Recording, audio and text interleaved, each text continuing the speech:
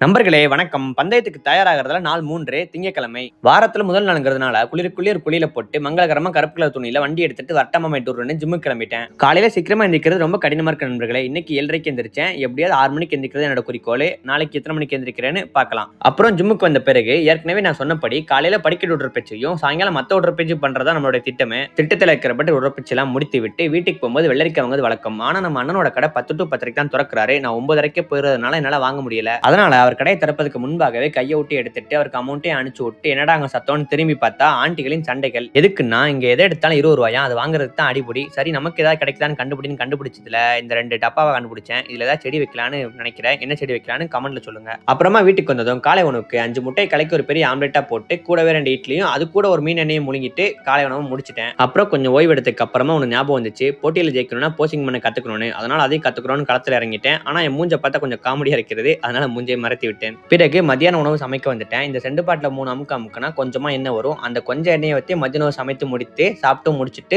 ஒரு உறக்கத்தை போட்டுருவேன். பிறகு சாயங்காலம் எந்திரிச்சு ஜிம்முக்கு கிளம்புறப்ப ஒரு முடிவு எடுத்தேன். அது என்ன முடிவுனா இந்த போட்டி முடிகிற வரைக்கும் சைக்கிளை தான் பயன்படுத்தணும் அப்படின்ட்டு. அதனால இன்னைக்கு சைக்கிளே ஜிம்முக்கு வந்துட்டேன். ஜிம்ல இன்னைக்கு முதுகுக்கும் கைக்கும் தான் உடற்பயிற்சி. முதல்ல முதுகுக்கு ஒரு 5 உடற்பயிற்சி போட்டு முடிச்சுட்டு அப்புறம் கைக்கு ஒரு 4 உடற்பயிற்சி போட்டு முடிச்சதுமே பசிச்சது. அதனால சுத்தி நேரமாகி வீட்டுக்கு போகாம சீக்கிரமா வீட்டுக்கு போயிட்டு சாப்பிட்டுட்டு உறக்கத்தை போட்டேன்.